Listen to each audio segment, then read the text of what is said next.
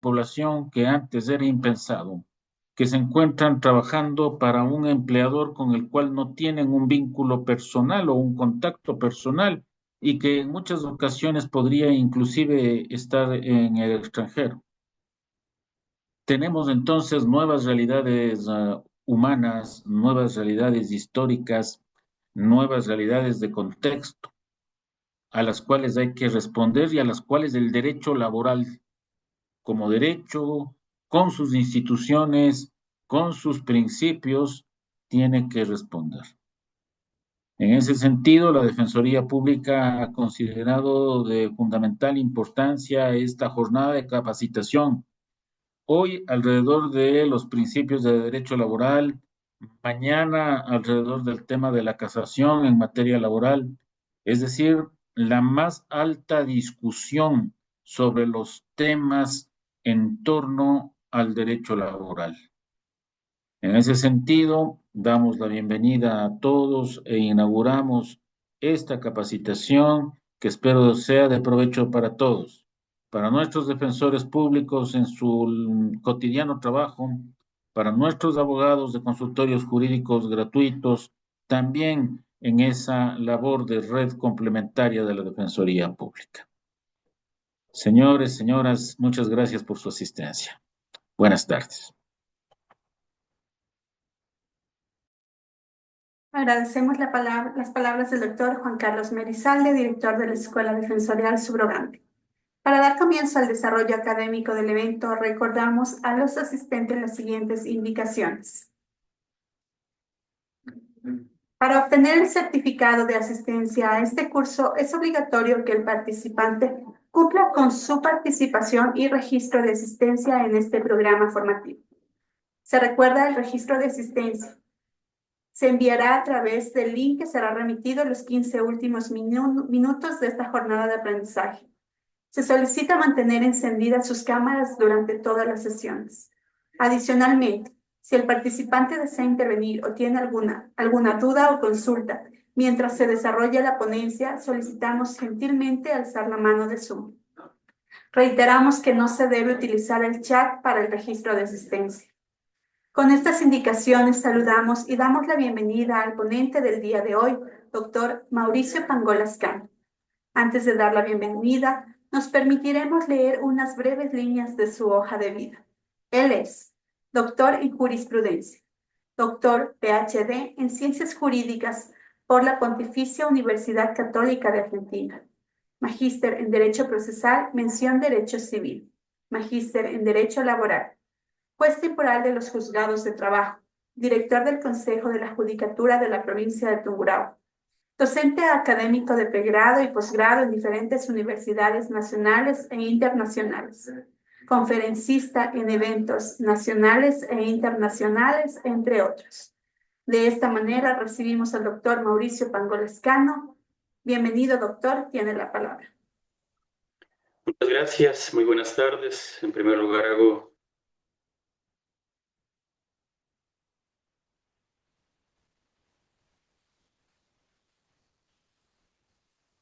profesión del derecho.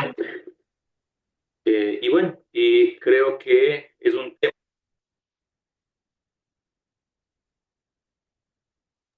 que continuemos con los temas. Si usted tiene alguna inquietud, pues no tengo ningún inconveniente en ese momento de responder lo que ustedes consideren, o lo dejamos para el último, no tengo ningún problema. Bueno, vamos a empezar en primera instancia topando el tema de lo que son los principios del derecho laboral.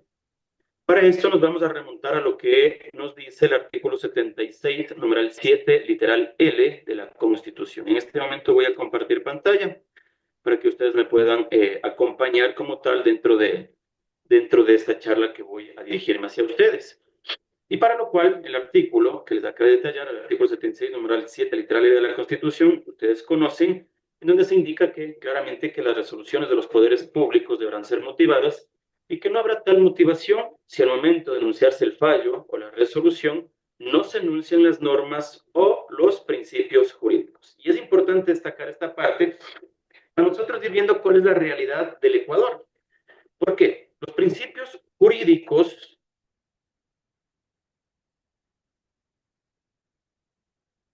de Latinoamérica. Se explica esto por qué particularidades. Por el hecho de que, si bien es cierto, los principios se pueden acoger en países, y voy a poner países como ejemplo Colombia y Bolivia, que son los que más me llaman la atención, para que ustedes puedan determinar cómo se podrían, en este caso, canalizar la aplicación de los mismos. Vamos a identificar en primera instancia esta particularidad relacionada a los principios para posteriormente ir, en este caso, estacionándonos en lo que son los principios del derecho laboral. Para esto, nosotros consideremos que en el Ecuador, el artículo 76, numeral 7, literal L, claramente identifica que las resoluciones, ¿no es cierto?, los poderes públicos deben ser motivadas y se debe determinar o enunciar la norma, lo positivo, frente a los, o mejor dicho, o los principios jurídicos. Y los principios jurídicos tienen mucha tela que cortar, porque dependen mucho desde la óptica de la justicia como tal que tenga el administrador de justicia. Ya vamos a ver más adelante diferentes tipos como tales de visiones que se tienen y tomando ejemplos, principios del derecho laboral. Bueno, es importante destacar que en el Ecuador puedo acoger la norma o el principio jurídico, ¿no es cierto? Pero ¿qué pasa en otros países de la TAN? Colombia. En Colombia, cuando un juzgador quiere acoger un principio, el principio es condicionado. No tiene la misma realidad del Ecuador. ¿Por qué digo esto? Porque en Colombia le indica, se debe acoger toda la normativa. Pero en el caso hipotético de que no exista algo desarrollado, tipificado en una ley, pues ahí yo puedo acoger los principios. Es decir, no tienen la misma óptica o la misma particularidad que tenemos en el Ecuador, de acoger lo uno o lo otro, ¿cierto? Claro, esto puede dejar o provocar una inseguridad jurídica, pero notemos lo que se hace en Colombia, ¿no? Voy a poner un ejemplo. A ver, recién se generó un plagio a la voz de Bad Bunny. Listo. Viene un ejemplo. A ver, ¿y en qué legislación estaba ya desarrollado, tipificado como tal este efecto? No hay. O vamos a poner otro caso. Las plataformas virtuales en materia laboral. Uber, Cabify, Globo. ¿Qué es lo que sucede? A ver, ¿tenemos una legislación desarrollada para la aplicación de estas plataformas? No. Recién tuve la oportunidad de hacer un congreso mundial en la ciudad de Roma, en donde se debatía esta particularidad y claro, las personas que nos dedicamos a materia laboral, nos vamos a decir, bueno, para desarrollar la existencia de una relación laboral tienen que haber 4 elementos: el convenio, la prestación de servicios lícitos y personales, la subordinación y la dependencia. Ya, eso, principios de la OIT, desarrollado en el artículo 8 del Código del Trabajo del Ecuador. Pero lo interesante de las ponencias que se daban en este congreso era el efecto de decir que dentro de las recomendaciones de la Organización Internacional del Trabajo se determinaba que únicamente se puede legislar como una relación subordinada, una relación laboral, cuando el trabajo es formal. Es decir, que sobre aspectos que no están tipificados en la ley o desarrollados en la ley en una cuestión de funciones, o en este caso trabajos virtuales, este trabajo pasaría a ser informal, lo que significa que no habría relación laboral. Entonces, este tipo de aspectos, pues obviamente, partiendo desde un jus cogens, definitivamente dejaría al administrador de justicia en el efecto de la aplicación de los principios del derecho laboral. Y es importante, insisto, destacar, en el caso colombiano, que todos los principios, pues si no están tipificados en la ley, ¿no es cierto?, los puedo acoger. Pero si un tema textualmente está determinado, de ninguna manera puedo acoger un principio para poder administrar justicia. Bueno. Ahora, ¿cuál es la realidad en Bolivia? En Bolivia se determina que únicamente se puede coger la norma y los principios positivizados. No dice la palabra o no, y los principios positivizados. ¿Pero qué significa estos principios positivizados? Son principios que están conceptualizados dentro de una norma o de una ley. Si ustedes revisan el COA, ¿cierto?, el Código Orgánico Administrativo, en sus primeros artículos están obviamente el principio, yo que sé, de solidaridad, el principio, yo que sé, de independencia, pero está conceptualizado. Eso es lo que se conoce como un principio positivizado. O vamos a ver el Código Orgánico de la Función Judicial. También en sus primeros artículos nos habla de los principios. Y esto es lo que pasa en la realidad boliviana. En Bolivia, como tal, si no tengo este principio tipificado en una ley como concepto, recordemos que cuál es la diferencia entre la norma y el norma tiene un efecto de sanción, mientras que el principio obviamente no tiene efectos sancionatorios, no tiene un jus punitivo. Por lo tanto, en Bolivia, por ejemplo, no se acoge el principio de intangibilidad que el Ecuador lo recoge en el artículo 326, numeral 2 de nuestra Carta Magna. ¿Qué es el principio de intangibilidad? ¿Cuál es la diferencia entre el principio de renunciabilidad y el principio de intangibilidad? Bueno, el principio de renunciabilidad data y se determina de las partes procesales, mejor dicho, no de las partes procesales, de las partes instrumentales de un contrato. Es decir, empleador-trabajador. ¿Qué significa esto? El trabajador no puede renunciar a sus derechos. Ya vamos a analizar esto con mayor profundidad. Solamente quiero hacer una aclaración. Mientras que el principio de intangibilidad es sobre el efecto de los derechos ya adquiridos que no se los puede tocar. Es decir, no los puedo eliminar. Mejor dicho, el principio de intangibilidad no proviene de las partes instrumentales de un contrato, sino que proviene de la autoridad, proviene para la asamblea, proviene para el Ministerio de Trabajo, porque no me pueden generar normas que obviamente vulneren ya lo adquirido como derecho para el trabajador. ¿Por qué pongo este ejemplo? Porque en Bolivia no existe como tal el principio de intangibilidad. Y denoten algo, no es lo mismo hablar de Ecuador que de Bolivia en la realidad laboral. Porque si bien es cierto, toda LATAM, toda Latinoamérica como tal, se maneja sobre una teoría del riesgo propio del empresario, sobre una teoría de la lógica del mercado, para obviamente generar nuestras leyes. Pero si bien es cierto, denoten que en Bolivia, y mañana la Asamblea, el Congreso o el Ministerio de Trabajo quisiera desaparecer un derecho que ya está creado, como obviamente no tienen positivizado, no tengan positivizado este principio, tranquilamente lo podrían realizar. Entonces, esto es lo que nosotros podemos identificar dependiendo de las realidades, insisto, de cada país. Y he adoptado estos 3 ejemplos para que ustedes puedan entender la particularidad jurídica que existe en cada uno de los países, que pese a que se aplican principios, los principios no son los mismos en cada uno de estos países. Bueno, una vez que hemos dado este prólogo sobre los principios exclusivos, generales, jurídicos como tal, ahora sí nosotros vamos a empezar a generar una esfera contractual del derecho laboral, tomando ¿qué? La justicia. ¿La justicia desde dónde? Obviamente, desde el aspecto de que los jueces, ¿sí? Los administradores de justicia no son administradores netos de la ley. Si bien es cierto, existe un aforismo jurídico que dice que el juez es la boca de la ley, pero la Constitución y el Código Orgánico de la Función Judicial determina claramente de que los jueces son administradores de justicia. ¿Y por qué explico esto? Porque al ser justicia desarrollada desde una óptica laboral, pues tenemos varios tipos de visión de la justicia. Recordemos, ya todo el mundo sabe que Ulpiano decía que la justicia es darle a cada quien lo que le corresponde. Claro, por eso nos enseñaron desde el primer semestre del derecho, de las facultades de jurisprudencia, pero ¿qué es lo que nos corresponde? Y siempre he puesto este ejemplo cuando tengo la oportunidad de dar esta charla, porque lo que me corresponde, pongamos un ejemplo, y siempre lo coloco como tal, ¿qué pasa si en Ecuador, yo que sé, viene la policía y me encuentra 10 kilos de droga? No sé, no me especializo en materia penal, no sé, me darán 20 años, 30 años de cárcel de privación de la libertad. Bueno, pero ¿qué pasa si estoy en China y me encuentran con 10 kilos de droga? Entonces allá lo que van a hacer es pena capital. Te vas a la otra vida. Para los chinos, obviamente, eso es lo que le corresponde a la persona porque incumplió una ley, mientras que para el Ecuador le damos 20, 30 años. Pero ¿cuál es la diferencia? O es que en China tienen, yo qué sé, 3 brazos, no sé, me invento. ¿Y por qué explico esto?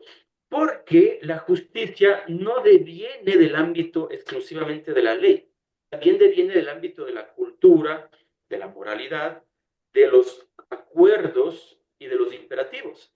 Y esto es importante destacar, ¿por qué? Porque más adelante, en otra diapositiva, que en este momento les comparto, estoy detallando cada uno de los principios, pero desde su óptica de la visión de la justicia. Y ustedes más adelante vamos a ver si es que me dan o no me dan la razón. Bueno, ustedes saben el naturalismo, que significa moralidad, derecho natural. Para ellos no es importante que la justicia esté única y exclusivamente radicada en un libro, tipificada en un libro, para entender, obviamente, lo que es correcto.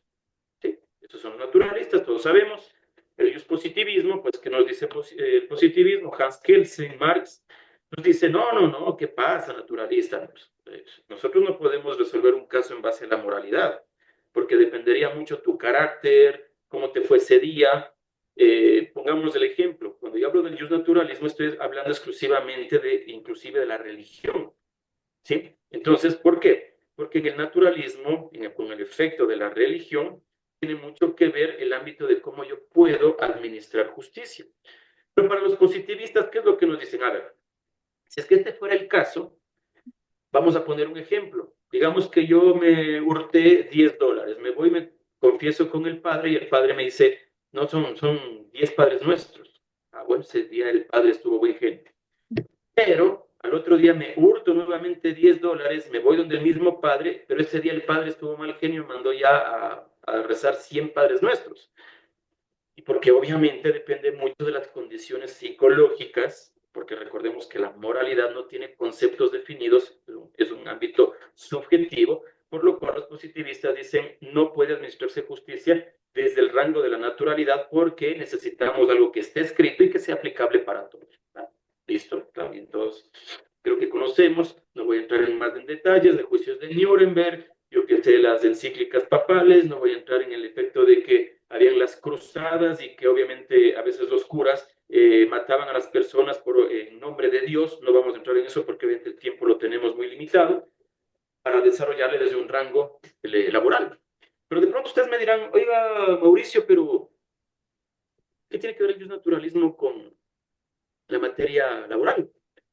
Tiene mucho que ver. Recordemos que cuando yo hablo de materia laboral estoy hablando también de un derecho humano y que un caso tranquilamente podría llegar hasta ante la CID, ¿no? Y es más, han habido casos sobre los cuales obviamente se han llegado a resolver. Vamos a poner un ejemplo de un caso que se dictó en contra de Perú. ¿Qué es lo que pasa? En el Perú, recuerden algo, en el Perú se conoce mucho el efecto del despido injustificado, lo que no sucede en el Ecuador, ¿sí? A excepción de las personas con discapacidad.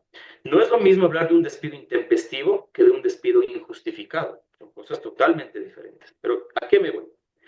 Que en el Ecuador nosotros, por ejemplo, si alguien es despedido, el artículo 188 del Código del Trabajo me dice, perfecto, te vamos a pagar si trabajaste menos de 3 años, te doy remuneraciones. Si trabajaste más de 3 años, pues una remuneración por cada año de servicio con un tope de 25 remuneraciones. ¿Listo? Tenemos cuantificado el derecho del daño y como tal, si es que mañana una persona es despedida, se generó como tal una rescisión del contrato laboral y tiene derecho al pago de esta indemnización. Pero bueno, ¿qué pasó en el caso que se presentó en contra del Perú y que llegó hasta la CID? Porque el Perú tenía nuestra misma legislación. ¿Y qué es lo que sucedió? Que uno de esos días llega una secretaria, ¿sí? Donde un señor, el señor en ese día estuvo, no sé, de mal genio, no sé qué le pasó, se habrá peleado de pronto con su cónyuge, no sé. Pero resulta, en ese momento le dice, ¿sabes qué? Me voy a inventar un nombre, Ana. Anita, estás despedida. Pero, ¿y por qué? No, es mi decisión unilateral, es mi decisión abrupta, estás despedida. ¿Qué es lo que acontece?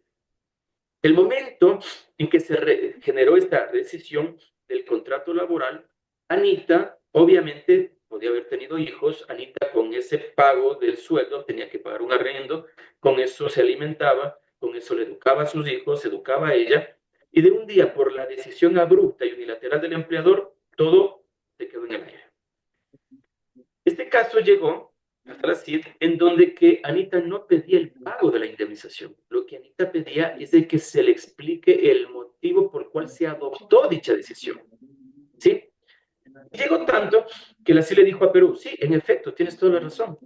Si bien es cierto, el empleador podría adoptar esa decisión, pero el trabajador tiene la obligación del saber del porqué de su decisión. Y obviamente se generó una reforma a la legislación peruana y adoptaron el efecto del despido injustificado. ¿Qué es el despido injustificado en el Perú? Que si yo tengo a una persona y decido, mejor dicho, yo le contrato a una persona y decido despedirla, si no justifico el motivo, sencillamente no existe el despido.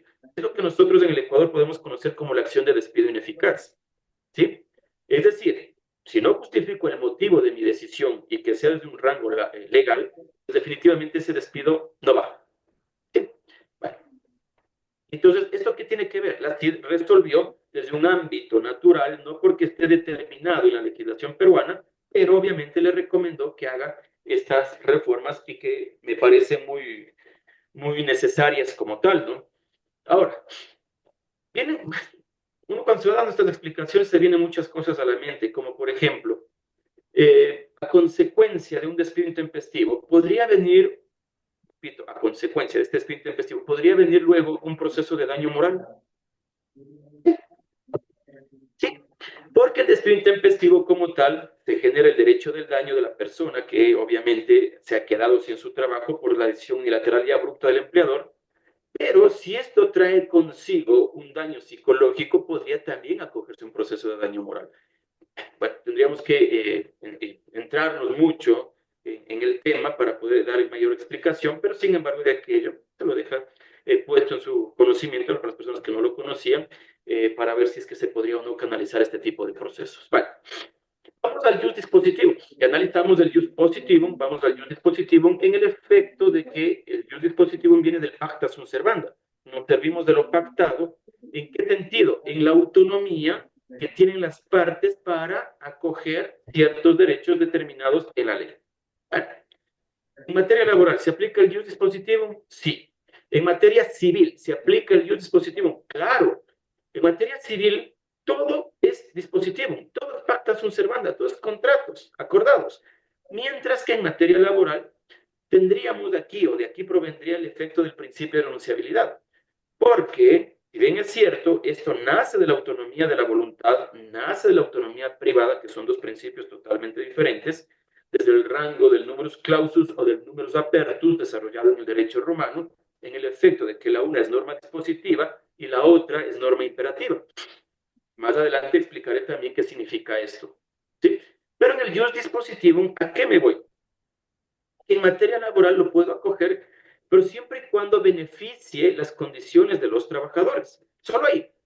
Ejemplo, voy a contratarle a mi asistente y tengo que pagarle una remuneración básica de $460. Eso sería positivismo. Pero yo quiero pagarle $1,000 y mi secretaria acepta. Entonces ya no es positivista la decisión, sino es dispositivista, porque obviamente nació obviamente de la voluntad de las partes y que obviamente beneficia las condiciones del trabajador. ¿Por qué explico esto? Ustedes, los defensores públicos y los abogados de libre ejercicio, muchas veces nos encontramos cuando viene una persona, ¿sí?, a donde nosotros laboramos y nos dicen, doctor, ¿sabe que me han demandado? Déjeme ver la demanda. A ver, la demanda dice que usted le pagaba $200 mensuales y trabajando 8 horas. ¿Y qué le dice el empleador? Sí, doctor, vean, qué falta de seriedad.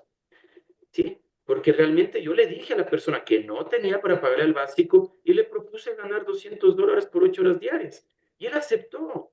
O sea, si él acepta, yo no le he puesto, yo que es un temor reverencial, no le he puesto una pistola en la cabeza, no le he puesto nada de aquello. Pero si acepta, se supone que es algo legal. No, no, no, no. ¿Por qué? Porque, repito, en el jus dispositivum, esta voluntad de las partes proviene siempre y cuando no se vulnere lo dispuesto en la ley. Y en lo que no esté en la ley, pues se acoge 100%. Voy a poner otro ejemplo. Cambio de ocupación, de lugar de trabajo. Este es el artículo 192 del Código del Trabajo.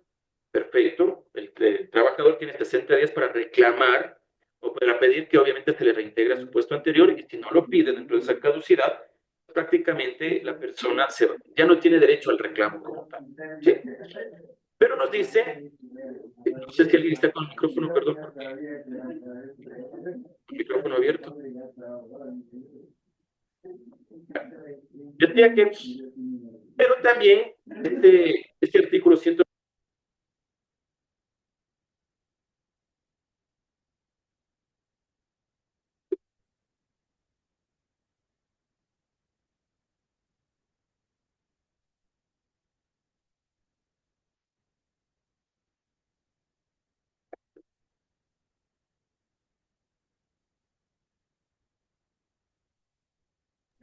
Circunstancias, no adoptaría este tipo de acoso laboral.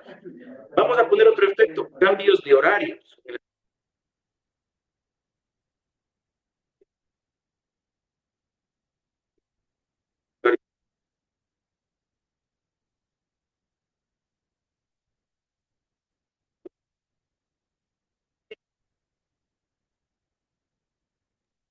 trabajador, que puede ser lunes y martes.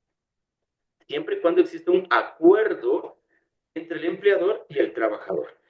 ¿Cómo justificó el acuerdo? El acuerdo en ese aspecto no es verbal. El acuerdo en ese aspecto es mediante un contrato de trabajo escrito o un adendum escrito.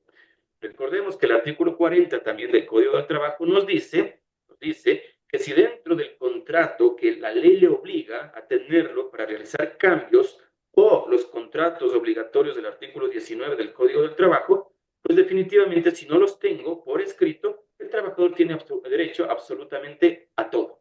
Es decir, ya no puedo alegar de que era una función de confianza, ya no puedo alegar que estaba en un periodo de prueba, ya no puedo alegar que fue un contrato, yo que sé, ocasional. Ya no lo puedo hacer si obviamente no está por escrito. Artículo 40 del Código del Trabajo, concordancia con el artículo 19. Pero bueno, he explicado en poco tiempo lo que es el jus dispositivo, un paso ahora al jus cogens, ¿no? El jus cogens, norma imperativa, norma internacional. Recordemos algo, en diciembre del 2020, el Ecuador ratificó el convenio 190 de la OIT. ¿Qué nos dice este convenio 190 de la OIT sobre la violencia y el acoso laboral? Recordemos que nosotros en el artículo 46 enumerado del Código del Trabajo, antes de la reforma, nos decía que el acoso laboral tiene tres aristas. La primera, irme en contra de la dignidad del ser humano. La segunda era que exista menoscabo, maltrato o humillación. Y la tercera era que tenga como consecuencia la terminación de la relación laboral.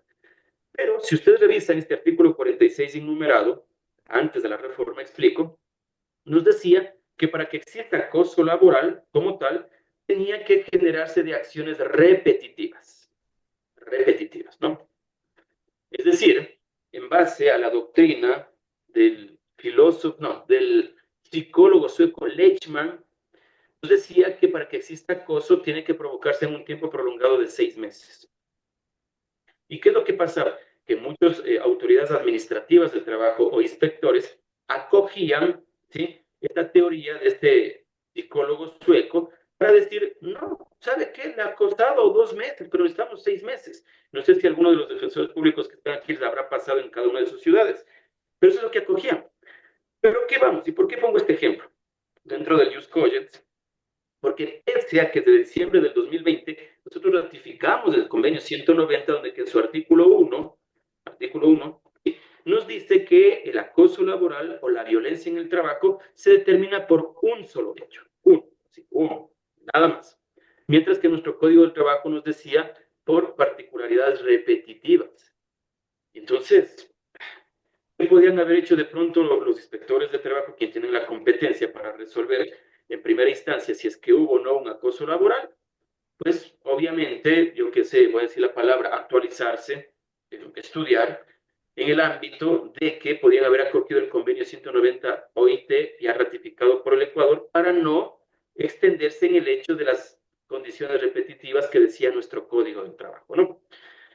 Les pongo como ejemplo, entonces, ¿qué entiendo por el jus cogens? Que de pronto puedo acoger normas imperativas de rango o de derecho internacional sobre ciertas particularidades que de pronto están en nuestro país, que ya fueron ratificadas, pero que no están legalizadas en nuestra normativa todavía.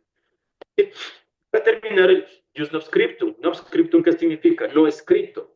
¿Y esto qué significa? Que la justicia también puede provenir desde la costumbre. ¿Por qué desde la costumbre? Y esto tiene mucho que ver en materia laboral, especialmente con los empleadores, disculpen la palabra, buen dato, con los empleadores desprendidos. ¿Qué significa esto? Que si de pronto un empleador mañana, yo qué sé, les da un pavo en cada Navidad a todos sus trabajadores, pero resulta que en uno de esos años dejó de dar el pavo, vamos a analizar si es que esto generaría el rango de pretensión en un acto de proposición ante un juez. ¿Sí? Y esto proviene obviamente de principios. Todo esto lo vamos a desarrollar. Todavía estoy en el prólogo de lo que vamos a tratar dentro de esta charla, así que les pido un poquito de paciencia, pero es importante de que ustedes dejemos sentadas las bases específicamente desde la visión de la justicia para poder desarrollar si es que el juez podría o no podría disponer pagos. Estamos en ese ámbito, ¿no? Vale. Perfecto, vamos aterrizando y vamos a explicar conceptualmente qué son los principios laborales. Américo Pla Rodríguez, uruguayo, uno de los promotores del principio de la primacía de la realidad en Latinoamérica, nos decía que los principios son líneas directrices que informan algunas normas e inspiran directa e indirectamente una serie de soluciones, por lo que pueden servir para promover y encauzar la aprobación de nuevas normas, orientar la interpretación de las existentes y resolver casos no previstos. Es importantísimo este tipo de escenario, repito, por lo que vamos a analizar explícitamente sobre los trabajos en plataformas virtuales. Voy a desarrollar esto. El teletrabajo ya está un poquito más constituido, pero las plataformas virtuales no. Working nos decía también que los principios son estándares que han de ser observados no porque favorezcan ventajas económicas, políticas o sociales, sino porque son una exigencia de la justicia, la equidad o alguna otra dimensión de la moralidad. Como ustedes se pueden dar cuenta, Américo Pla Rodríguez tenía más una visión positivista. Como tal, Working tenía una visión naturalista. Y es por este motivo que obviamente he colocado a estos dos personas, estos dos personajes jurídicos, para dar la explicación necesaria dentro de los principios. Bueno, les había explicado la visión de la justicia en materia laboral, pero ahora vamos a explicarles a cada una de este tipo de justicias, pero desde un punto ya de principios. Porque, por ejemplo, el justnaturalismo, ¿qué principio laboral lo puede acoger? El principio de buena fe. Verán que el principio de buena fe, vamos a explicar ya en la historia de cuando se generó, recordemos algo, en el liberalismo del siglo XVIII, cuando una persona era contratada, lo hacía con un contrato de arrendamiento de servicios. Lo que hasta ahora existe en la realidad ecuatoriana como el contrato de servicios profesionales. ¿Sí? Es decir, yo mañana me voy donde un odontólogo, donde un médico, donde un abogado, ¿qué es lo que es un contrato de servicios profesionales? Está legislado por materia civil. Bueno, en el liberalismo del siglo XVIII, todo, absolutamente todos los trabajos eran un contrato de arrendamiento de servicios. Bueno, posteriormente, cuando se dieron cuenta que a las personas se les contrataba, y como no había ninguna legislación que proteja, ampare o garantice los derechos de las personas que laboraban, todavía no había el efecto del trabajador o el concepto del trabajador, ¿qué es lo que sucedía? Y les contrataban a niños, ancianos, mujeres embarazadas, ¿sí? Y les hacían trabajar 20 horas diarias todos los días. Entonces, ¿qué es lo que acontecía en ese lapso de tiempo en el liberalismo? Que las personas fallecían. Entonces, no había una prolongación de su vida y lo que sucedía era que en este caso los empleadores, se demoraban más en enseñarles que el trabajador en morirse. Y de ahí es donde que se empieza de una u otra manera a generar cierta protección, y estoy explicando un poquito lo que es el principio de protección. ¿Para qué? Porque se dieron cuenta de que no solamente el trabajo produce riqueza, sino también el trabajador con su servicio. Y ahí es donde que se empieza a generar este tipo de protección para decir, no saben que estamos exagerando, no podemos contratarles 20 horas diarias, que sean 8. Eso es el principio de protección. ¿Saben qué? Vamos a darles 2 días de descanso, sábado y domingo, ¿sí? Que trabajen de lunes a viernes. Bueno, este es el principio de protección. Y vamos a analizar más adelante que pese a que el artículo 6 del Código del Trabajo determina que las autoridades administrativas y judiciales tienen que acoger el principio de protección, pero no es en el rango de que el juez o el inspector venga y diga, no, tú ganas del juicio porque yo te tengo que proteger. Eso es totalmente erróneo, ya voy a explicar más adelante. Bueno, entonces, ¿qué es este principio de buena fe? Que cuando yo contrato a una persona, todo lo que le había ofrecido o acordado yo debo cumplirlo, independientemente de lo que dice la ley. Por eso está aplicado en el justnaturalismo. Digo esto porque, a ver, hay muchas personas que, por ejemplo, en una concesionaria de vehículos dicen, te voy a contratar, vas a ganar $500 mensuales y te va a pagar una comisión del 5% sobre los vehículos que vendas. Perfecto. Resulta que por X, Y, Z o vendió mucho o no vendió mucho y le dicen, no, ¿sabes qué? En este mes no te va a pagar el 5, te va a pagar el 3%. Pero usted me ofreció el 5. No, pero son comisiones, eso a mí no me obliga la ley en el porcentaje. Es más, aquí yo te hice un contrato y en el contrato dice que solamente ganas 500 mensuales. ¿En qué parte está que a mí yo me obligo a pagarte comisiones? En ninguna. Así que yo te puedo mañana pagar el 5, el 4, el 3, el 2%, porque sencillamente, desde un punto de vista expreso, un contrato escrito, no tienes cómo justificar dicha particularidad en el porcentual. Y es de aquí, insisto, en los principios, principio de buena fe. Buena fe, recordemos algo, el principio de buena fe radica desde el derecho privado, no desde el derecho público. Y ahí viene una gran interrogante. ¿El derecho del trabajo es un derecho público o es un derecho privado? Repito, no hay más. No me van a decir, no, este es de rango social. No, ya sabemos que es de rango social. ¿Pero qué? ¿Es un derecho público o un derecho privado? Y nosotros vamos a ver que manejan varios principios que son de rango privado, como el principio de buena fe, y de rango público, como otros principios que los vamos a analizar más adelante. Bueno, vamos viendo, obviamente, que esta visión de la justicia tiene efectos, principios, ¿no es cierto?, de derecho laboral. En el positivismo, ¿cuál tenemos nosotros? El indubio properario. Todos conocemos lo que es un indubio properario, que en caso de duda, noten bien la palabra, sobre el alcance de las disposiciones legales, reglamentarias o contractuales, se aplicará lo más favorable al trabajador. He tenido la oportunidad de cuando estoy defendiendo un proceso, de escuchar a algunos colegas que nos dicen, señor juez, aplique en la prueba que yo le presenté el indubio properario.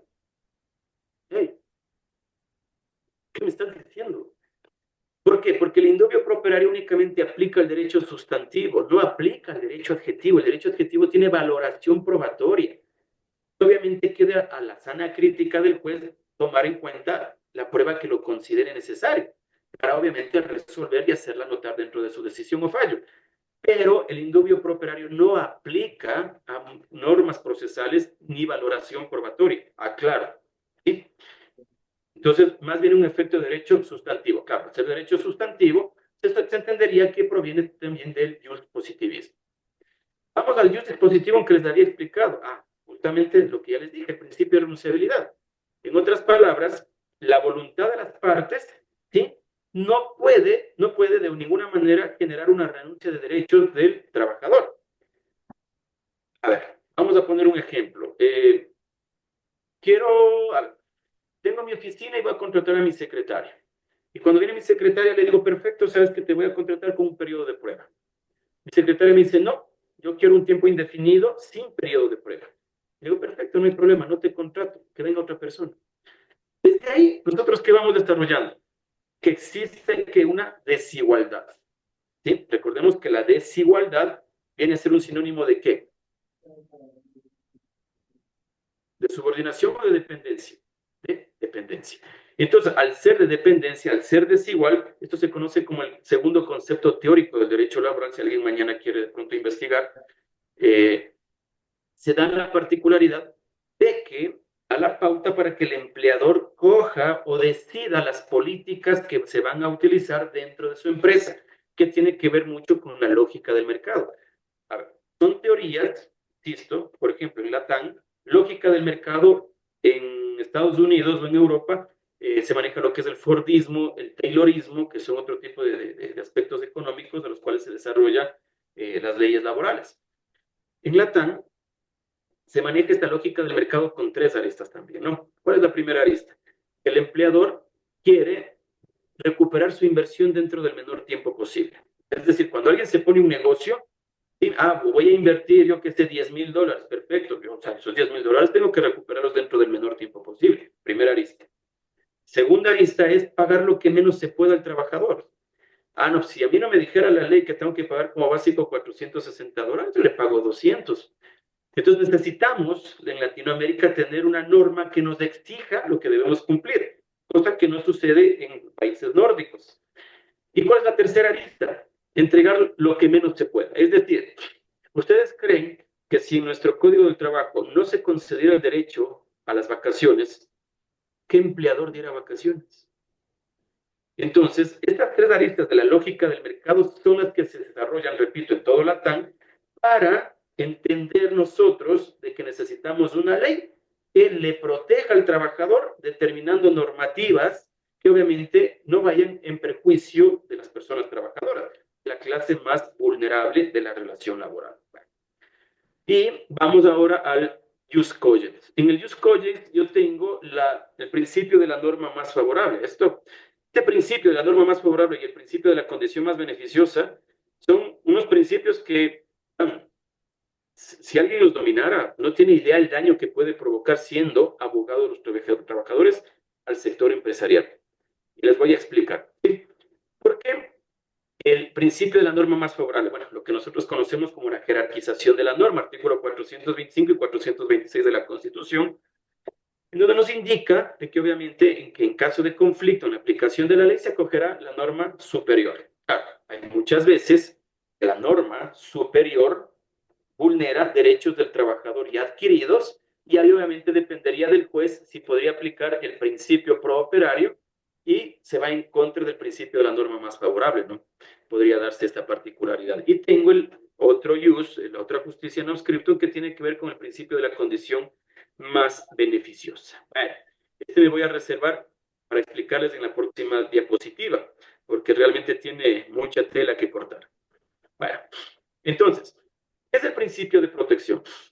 Ustedes saben, el principio de protección es ¿qué les puedo decir? La génesis, les puedo decir que es el principio más considerado, el más importante dentro de materia laboral. ¿Pero por qué? Porque el principio de protección nace del efecto de la desigualdad que existe. A ver, nosotros entendemos el artículo 8 del Código del Trabajo. Voy a repetir, nos dice: para que exista una relación laboral se debe cumplir con 4 elementos. Convenio, perfecto. Prestación de servicios lícitos y personales, perfecto. Tercer rango, subordinación o dependencia. ¿Ya? ¿Qué es la subordinación? Pues estar a las órdenes, ¿cierto? ¿Y qué es la dependencia? La dependencia existen dos tipos, la técnica o la económica. La técnica es darle órdenes, ¿no es cierto? Mientras que la económica es recibir un dinero.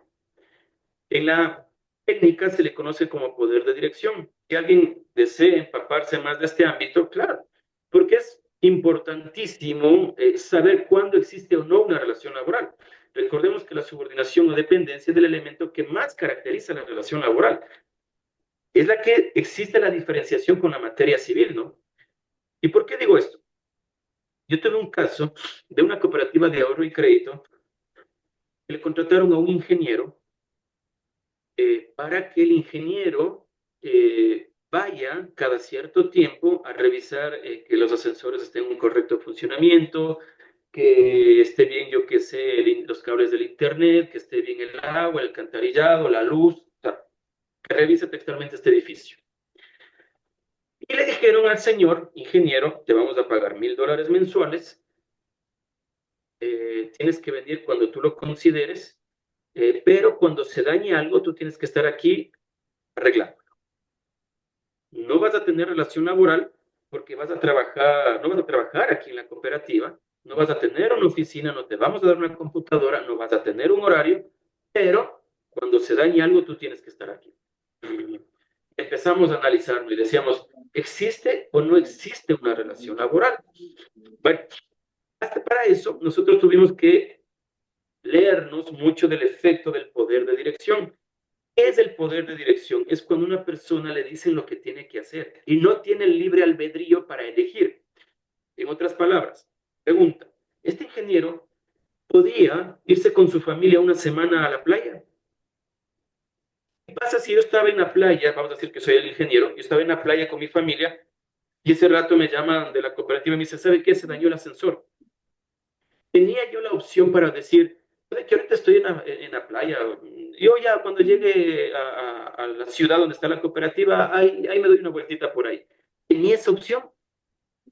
Ahí es donde que nosotros tenemos que desarrollar o estudiar como tal este poder de dirección. Y esto proviene de que de la dependencia técnica, es decir, él no tiene el libre albedrío para elegir qué hacer con su tiempo, porque de una u otra manera está condicionado a los arreglos. Y esto obviamente desarrolla la existencia o no de una relación laboral. Pero bueno, me fui a ese tema porque en el principio de protección decíamos que la subordinación y la dependencia, bueno, la dependencia significa, dependo técnica, económicamente, pero cuando existe esta desigualdad, ¿no es cierto? Es decir, en materia civil, comprador y vendedor de un vehículo son jerárquicamente iguales.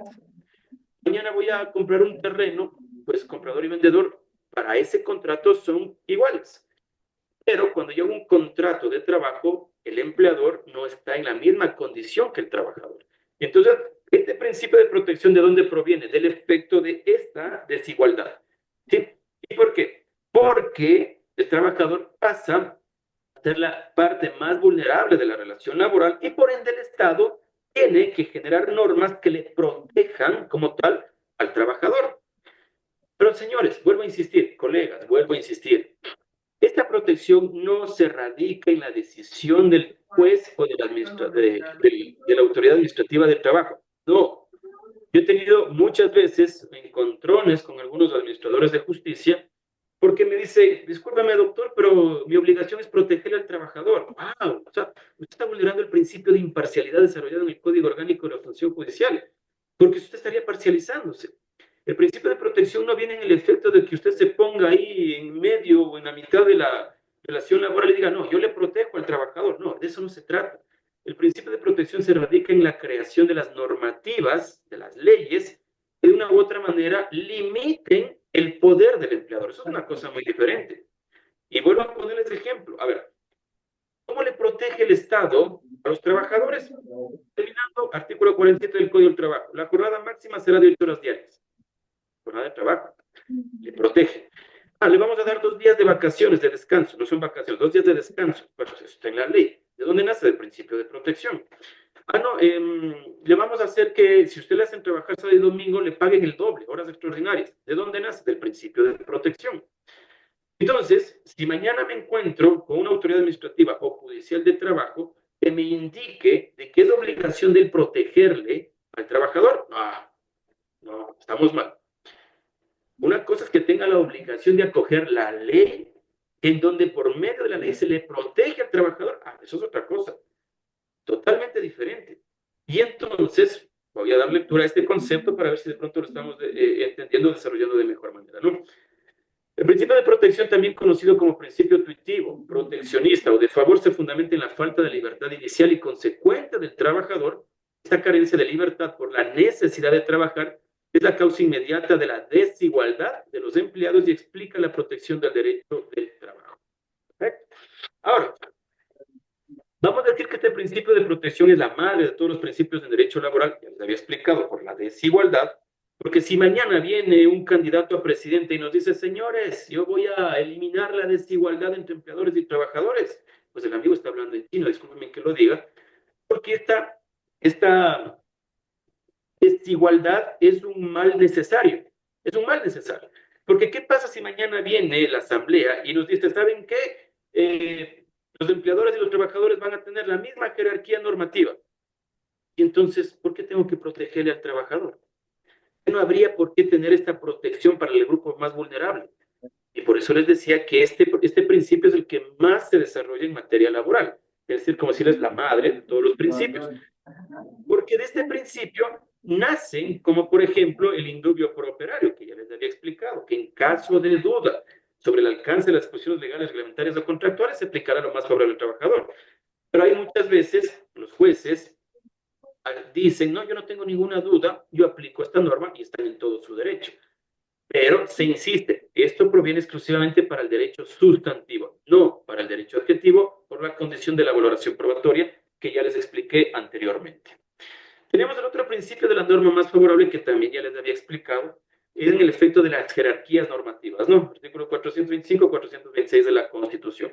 Que de pronto mañana se pueden enfrentar entre la norma más favorable y el indubio pro operario. Claro, obviamente ahí sí ya depende del juez. A mí me crean una ley, recuerden algo, nosotros tuvimos una ley de apoyo humanitario y esta ley de apoyo humanitario tenía muchas contradicciones con el Código del Trabajo. Pero de ahí viene algo, nosotros como juristas, nosotros como abogados vamos a decir, es que se vulneran los derechos del trabajador. Pero ¿qué es lo que genera el Estado? ¿Qué es lo que tiene que cuidar el Estado? Que exista trabajo. Si yo como Estado tengo que ponderar, decidir entre el derecho al trabajo y el trabajo, yo 1000 veces me voy por el trabajo. Entonces se crearon acuerdos ministeriales y se creó una ley orgánica de apoyo humanitario que de una u otra manera podría haber vulnerado total, obviamente, lo dispuesto en el Código del Trabajo. Por ejemplo, el efecto de reducir el pago de la remuneración. Obvio. ¿Sí? reducir la jornada de trabajo. Recuerden algo, si ustedes revisan el artículo 60 del Código del Trabajo, ahí nos dice que si alguien quiere reducir la jornada laboral, te lo hacía mediante acuerdo entre empleador y trabajador. Acuerdo.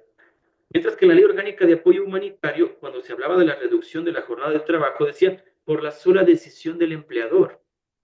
Entonces, si me voy al Código del Trabajo, tenía que ir y decirle a mi secretaria, secretaria, no seas malita, fírmame este adendum, acordemos que ya no vas a trabajar 8 horas, sino 6 horas. Y si es que ella no quería, salados.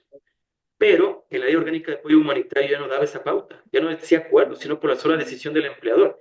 Y ahí es donde se daba la pauta para que se pueda reducir a 4 horas. Cualquier persona, si lo ve desde esta interpretación, va a decir, uy, qué mala que es esta Ley Orgánica de Apoyo Humanitario, estaba vulnerando los derechos del trabajador. Pero ¿qué es lo que estaba haciendo el Estado ahí? Estaba protegiendo el trabajo, no el derecho al trabajo. ¿Por qué? Porque de pronto esta sola decisión podía haber causado mucho malestar económico para los trabajadores, pero por lo menos tenían trabajo o querían quedarse sin trabajo. Entonces, por lo menos tenía algo para comer, antes que me digan, sabes que te fuiste y no tienes obviamente ni siquiera dónde laborar. Entonces, estos son dos efectos que tenemos que verlos o analizarlos, ¿no? Repito, el Estado tiene que cuidar el trabajo antes que el derecho del trabajo. Son cosas diferentes. Bueno. Y me voy a la condición más beneficiosa. A ver, ¿por qué dejé esto para este momento? La condición más beneficiosa nace de la inexistencia de requisitos sobre voluntades inequívocas y continuas. Lo que hablábamos en el Jus Lab Scriptum, cuando los derechos nacen de la costumbre. Y voy a poner un ejemplo. Les decía, a ver, hay muchos empleadores que dicen, bueno, por el Día del Padre, yo qué sé, invento, les voy a regalar una botella de licor a los trabajadores. Por el Día de la Madre les voy a regalar, yo que sé, una gift card o una tarjeta para que haga consumos. Llegamos a Navidad, no, por el Navidad les voy a regalar, yo que sé, un bono de $100 y adicionalmente un pavo. Perfecto, nace de la voluntad. Pero esta voluntad puede constituir un derecho, sí, y eso es lo que se conoce como la condición más beneficiosa. Es decir, al generarse una justicia de la costumbre, es decir, sobre lo no escrito, sobre lo no obligatorio, pero que se determinó ya como un derecho adquirido, ahí es donde que nosotros tenemos que analizar. Esta condición más beneficiosa les recomendaría que ustedes la puedan analizar desde otras ópticas, desde otros países, y me van a dar la razón. ¿Por qué? Porque sí se configura el derecho. Y es aquí donde que los abogados que estamos en el libre ejercicio, recordemos que no es lo mismo las perspectivas de donde estamos ubicados, ¿no?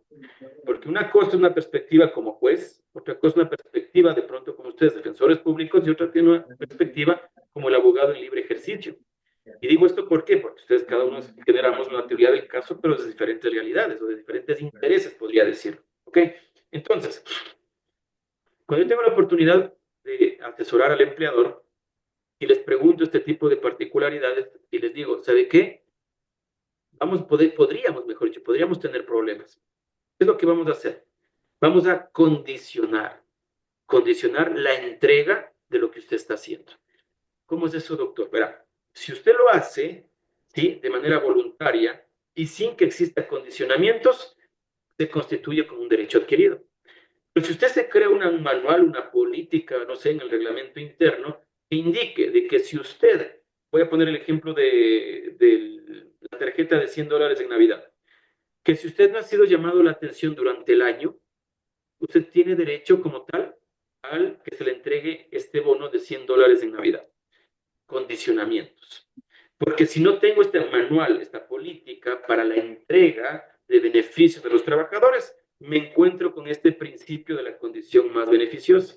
Y esto al empleador le puede traer muchos problemas, especialmente o inclusive con el IES, por la declaración que pueda realizar al Servicio de Rentas Internas, ¿no?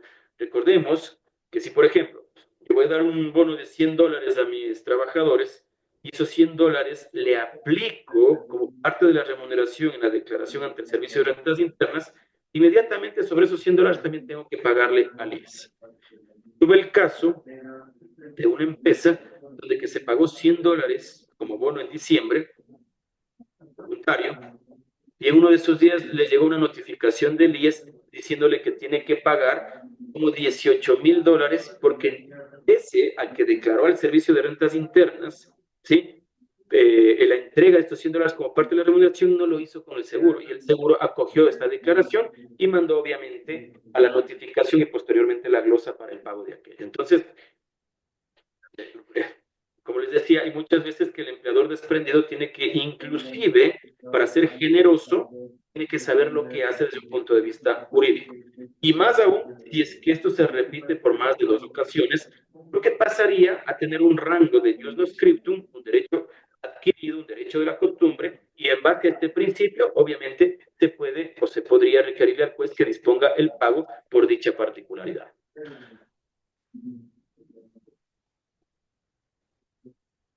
Pasamos a otro principio, pero el principio de renunciabilidad. Y ahí viene la pregunta, ¿no? ¿Todos los derechos del trabajador son irrenunciables?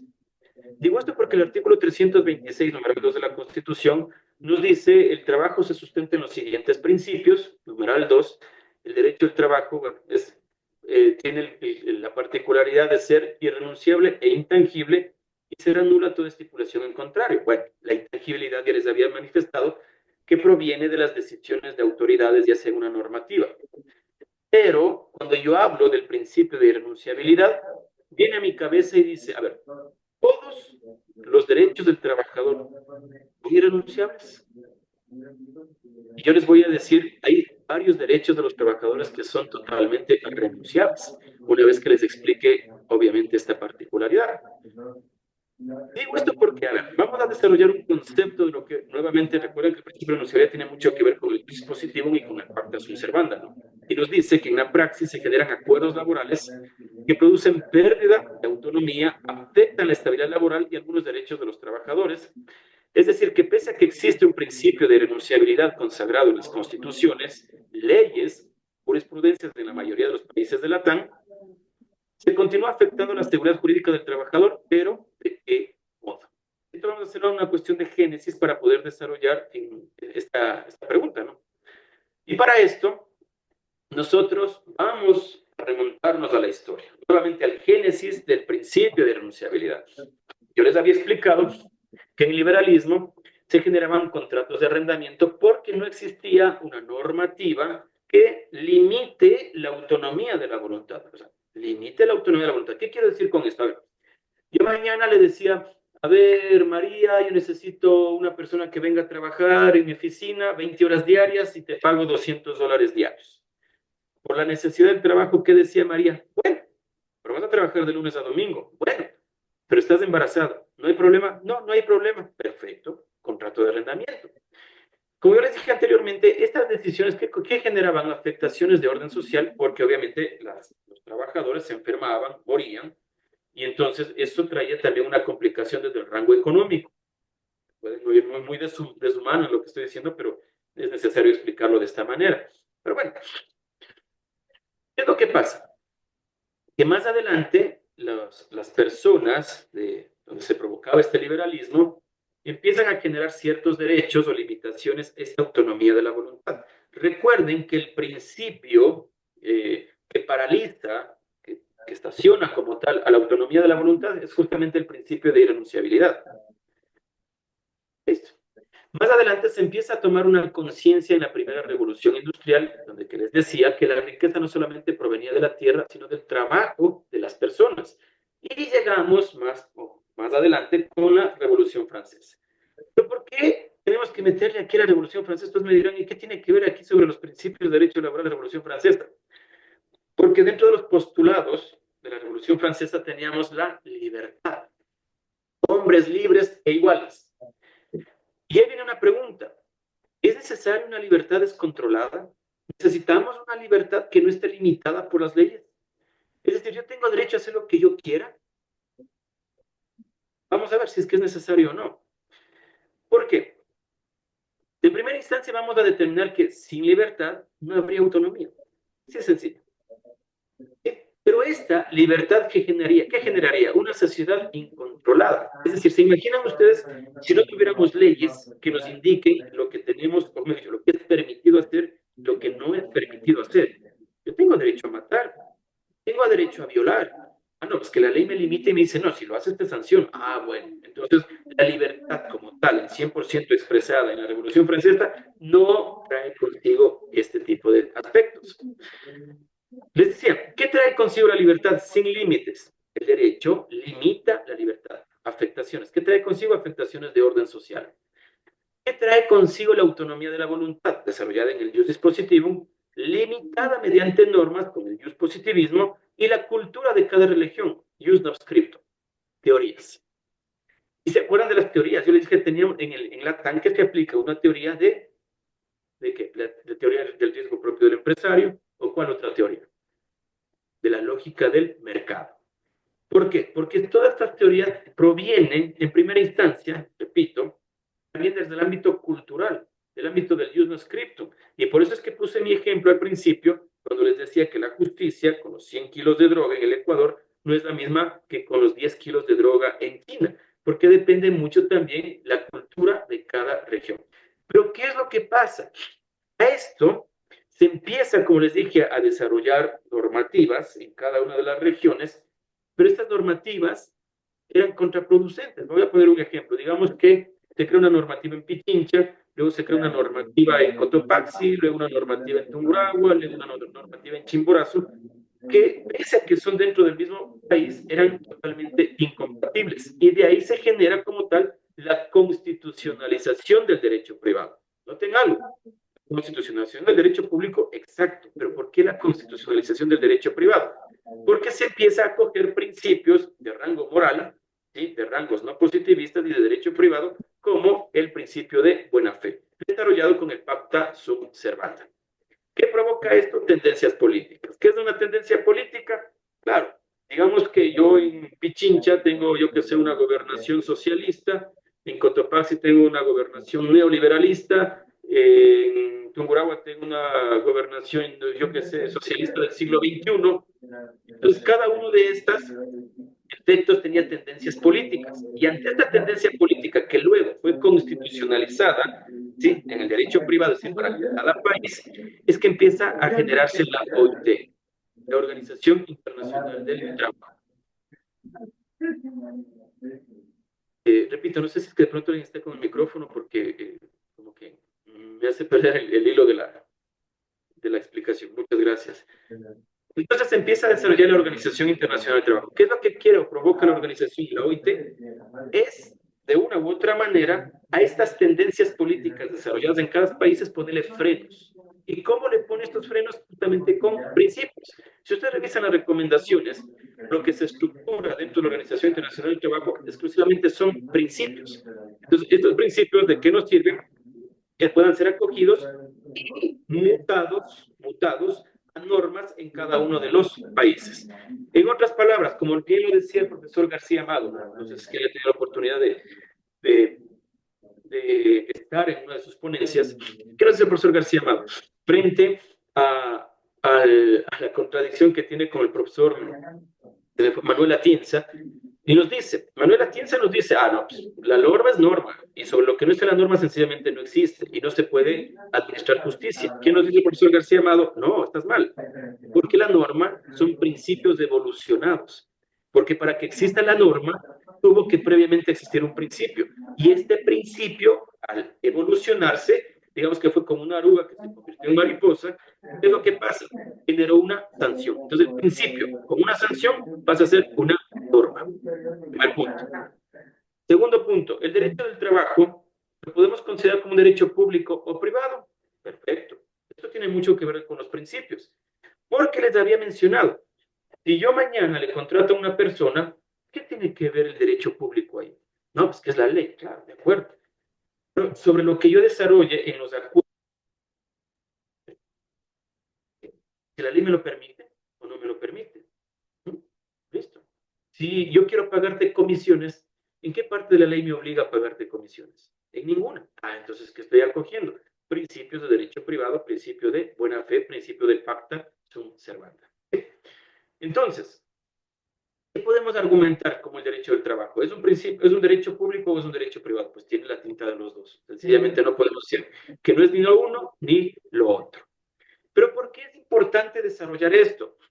Porque en materia laboral, existen principios que tienen mucho que ver con la decisión de las partes y tienen que ver mucho con las decisiones que provienen de la ley, o con lo expresado en la ley, para no hablar de decisiones. Digo esto ¿por qué? Porque cuando yo hablo de autonomía e irrenunciabilidad, les había dicho que esto proviene desde un rango histórico en el derecho romano que tiene que ver con el acto jurídico y hecho jurídico.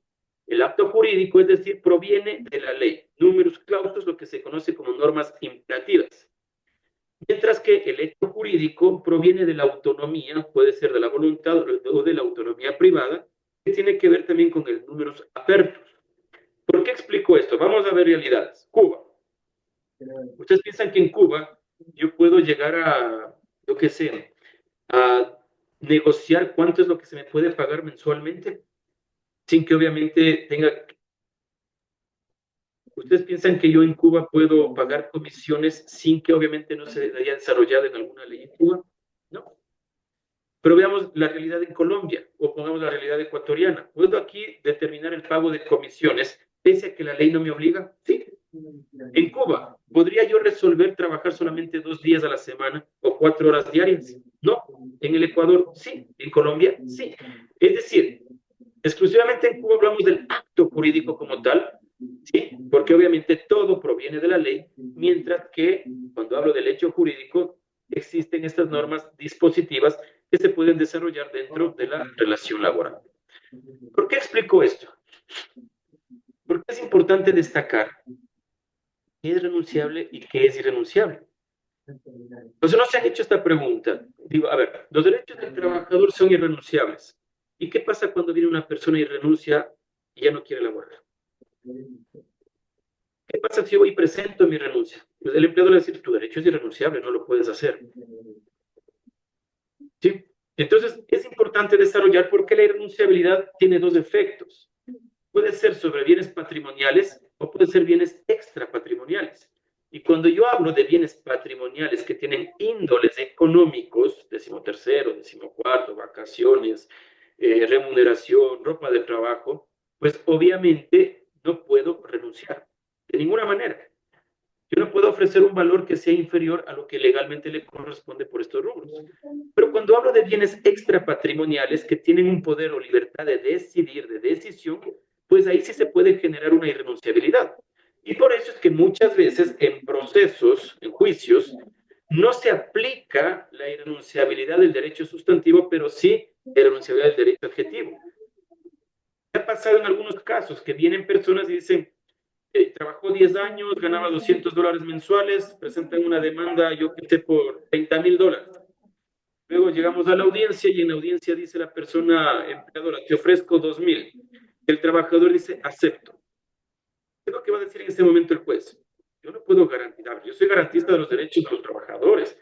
Tengo obviamente el principio de protección y no puedo permitir que sobre arreglos de irrenunciabilidad lo pueda aprobar mediante sentencia. Sencillamente no lo voy a aceptar. ¿Qué es lo que hacen los abogados? Señor juez, por favor, solicitamos las 2 partes que en este momento difiera la audiencia. Salen de la audiencia, ¿qué es lo que hacen? Desisto de continuar con la demanda. El desistimiento, ¿qué efecto tiene? Tiene un efecto adjetivo, no es sustantivo. ¿Y qué está renunciando? A continuar con la acción judicial, que tiene un efecto, repito, de procesalismo, más no tiene un efecto de derecho sustantivo. Entonces, esto hay que tenerlo bien claro, porque si yo voy donde el juez y le digo, acepto este valor, es un bien patrimonial, es irrenunciable. Pero cuando digo, quiero dejar sin efecto el juicio, no quiero continuarlo, o por último, si usted no acepta, señor juez, el desistimiento, puede que en este momento yo me salgo de la audiencia, he quedado en la audiencia, declaro abandonado el proceso, porque el juez no le puede obligar a que se quede la persona ahí, ¿no? Entonces, esta es una decisión de rango adjetivo que proviene de un bien extra patrimonial. Entonces, esto es importante desglosarlo, diferenciarlo, obviamente para saber qué puedo o qué no puedo renunciar, ¿sí? Y les decía, cuando hablo de materia laboral, tengo el derecho público y el derecho privado, ¿sí? ¿Qué significa esto, el derecho público y el derecho privado? Normas imperativas, código del trabajo, acuerdos ministeriales. ¿Y qué son las normas dispositivas? Lo que yo puedo acordar, que no necesariamente tiene que estar en una ley. ¿Sí? La ley no me lo prohíbe. ¿De acuerdo? Entonces, y sigo con el ejemplo de las comisiones, ¿no? No es lo mismo decir, no te quiero pagar la 13ª remuneración tipificada en el artículo 111 del Código del Trabajo, porque obviamente es un derecho irrenunciable. Pero voy a poner en el efecto de las normas, es un derecho irrenunciable porque proviene de una norma imperativa, ¿no? Imperativa, ley. Pero voy a la norma dispositiva. Cuando yo voy a un caso de comisiones, resulta que yo me presento a laborar, me dicen en la concesionaria, te voy a pagar $500 mensuales más el 5% de las ventas. Perfecto, permítame el contrato. Oiga, jefe, pero no me ha puesto el porcentaje de las comisiones. Ah, sí, ahorita te pongo. El momento que se admite ese porcentaje en el contrato de trabajo, esto se conoce como norma dispositiva de imperatividad relativa. Es decir, que ahí, en ese pago de comisiones, como está estructurado en un contrato escrito, se provocó una irrenunciabilidad. Pero cuando esto no está desarrollado en un contrato, ¿sí? Ahí es donde que se genera, de una u otra manera, una cierta renunciabilidad, porque este acuerdo proviene de una imperatividad discrecional. Es decir, como no se puede justificar el pago de estas comisiones, de pronto podremos justificar, yo qué sé, me invento, con los roles de pago, donde que se pagaba más allá de $500, tratar de operarle un juramento deferido al juez, tratar de presentar testigos, no sé, presentar un examen contable, etcétera, etcétera, etcétera. Pero eso ya también tiene un efecto de valoración probatoria para el juez, ¿no? Pero, te insisto, desde un efecto sustantivo tendría que ser una imperatividad discrecional que de una u otra manera podría afectar los derechos del trabajador, vulnerándose el principio de buena fe y por ende podría hacer un derecho totalmente renunciable. No por el efecto de que las partes no acordaron, sino por el efecto de la prueba, que obviamente no va a poder desarrollada, en este caso por el trabajador. Voy a ser respetuoso del tiempo, me dijeron 1 hora y media. En este caso son las 16 horas 20 minutos. No sé si tengo estos 10 minutos para que en el caso hipotético de que ustedes tengan alguna inquietud, estoy totalmente a la orden. Muchas gracias. Agradecemos la intervención del doctor Mauricio Pangol y en este momento invitamos a cada uno de los participantes, en caso de tener alguna inquietud, poder realizarlo, alzando la mano del Zoom o a su vez en el chat del mismo.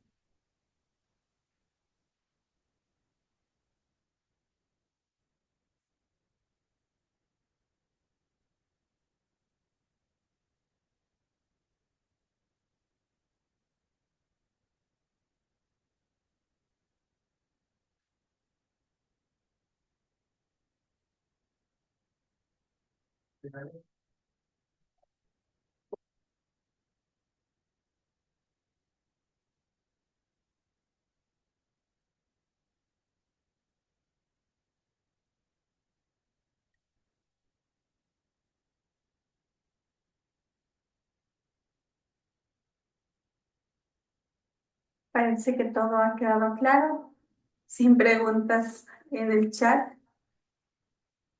También recordamos ya a los asistentes que el link de asistencia consta en el chat del grupo. Estimado doctor, agradecemos nuevamente por su excelente intervención. Todo está muy claro, es lo que comentan los participantes.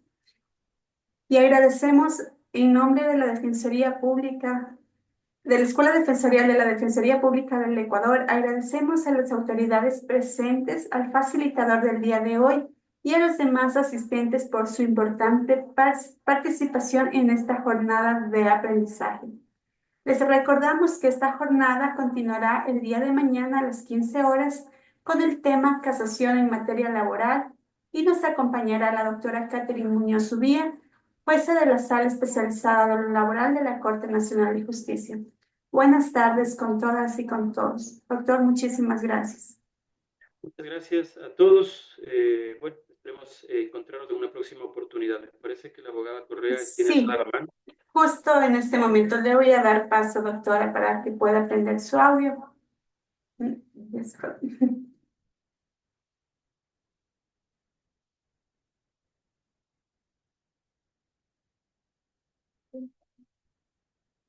No, parece que se salió, mi estimado doctor.